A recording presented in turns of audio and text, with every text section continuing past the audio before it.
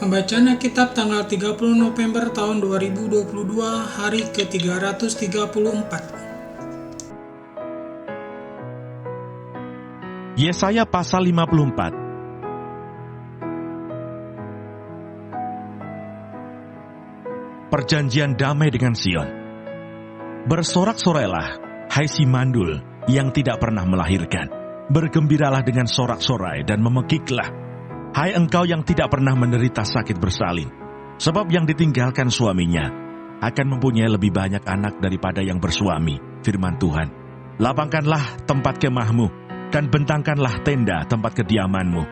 Janganlah menghematnya, panjangkanlah tali-tali kemahmu dan pancangkanlah kokoh-kokoh patok-patokmu. Sebab engkau akan mengembang ke kanan dan ke kiri. Keturunanmu akan memperoleh tempat bangsa-bangsa dan akan mendiami kota-kota yang sunyi. Janganlah takut sebab engkau tidak akan mendapat malu, dan janganlah merasa malu sebab engkau tidak akan tersipu-sipu. Sebab engkau akan melupakan malu keremajaanmu dan tidak akan mengingat lagi aib kejandaanmu. Sebab yang menjadi suamimu ialah Dia yang menjadikan engkau. Tuhan semesta alam namanya. Yang menjadi penebusmu ialah Yang Maha Kudus Allah Israel. Ia disebut Allah seluruh bumi. Sebab seperti istri yang ditinggalkan dan yang bersusah hati, Tuhan memanggil engkau kembali. Masakan istri dari masa muda akan tetap ditolak, firman Allahmu. Hanya sesaat lamanya aku meninggalkan engkau, tetapi karena kasih sayang yang besar, aku mengambil engkau kembali. Dalam murka yang meluap, aku telah menyembunyikan wajahku terhadap engkau sesaat lamanya.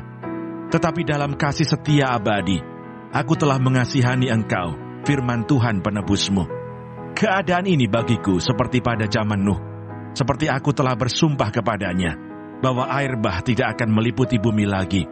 Demikianlah aku telah bersumpah bahwa aku tidak akan murka terhadap engkau, dan tidak akan menghardik engkau lagi. Sebab biarpun gunung-gunung beranjak dan bukit-bukit bergoyang, tetapi kasih setiaku tidak akan beranjak daripadamu, dan perjanjian damaiku tidak akan bergoyang. Firman Tuhan yang mengasihani engkau.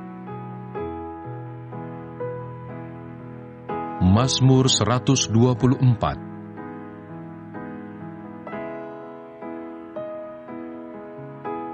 Terpujilah penolong Israel. Nyanyian ziarah Daud. Jikalau bukan Tuhan yang memihak kepada kita, biarlah Israel berkata demikian. Jikalau bukan Tuhan yang memihak kepada kita, ketika manusia bangkit melawan kita, maka mereka telah menelan kita hidup-hidup. Ketika amarah mereka menyala-nyala terhadap kita, maka air telah menghanyutkan kita, dan sungai telah mengalir melingkupi diri kita. Maka telah mengalir melingkupi diri kita air yang meluap-luap itu. Terpujilah Tuhan yang tidak menyerahkan kita menjadi mangsa bagi gigi mereka. Jiwa kita terluput seperti burung dari jerat penangkap burung. Jerat itu telah putus, dan kita pun terluput.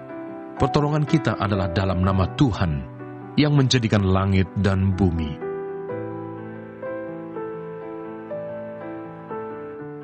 Matius pasal 24. Pada waktu itu jika orang berkata kepada kamu, lihat, Mesias ada di sini atau Mesias ada di sana, jangan kamu percaya. Sebab Mesias-Mesias palsu dan nabi-nabi palsu akan muncul, dan mereka akan mengadakan tanda-tanda yang dahsyat dan mukjizat-mukjizat, sehingga sekiranya mungkin mereka menyesatkan orang-orang pilihan juga. Camkanlah, aku sudah mengatakannya terlebih dahulu kepadamu. Jadi apabila orang berkata kepadamu, lihat, ia ada di padang gurun, janganlah kamu pergi ke situ. Atau lihat, ia ada di dalam bilik, janganlah kamu percaya.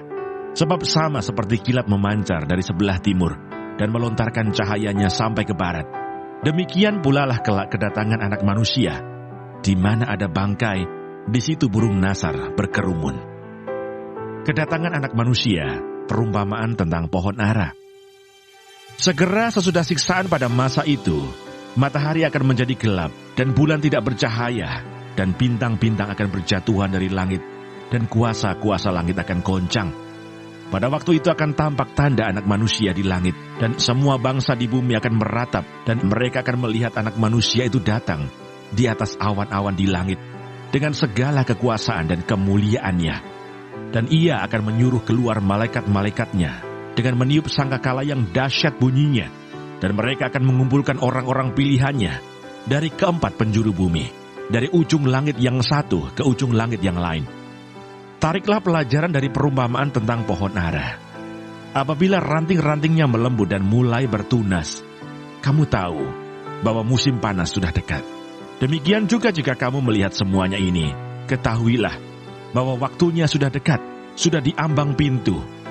Aku berkata kepadamu, sesungguhnya angkatan ini tidak akan berlalu sebelum semuanya ini terjadi. Langit dan bumi akan berlalu, tetapi perkataanku tidak akan berlalu. Terima kasih. Tuhan Yesus memberkati. Amin.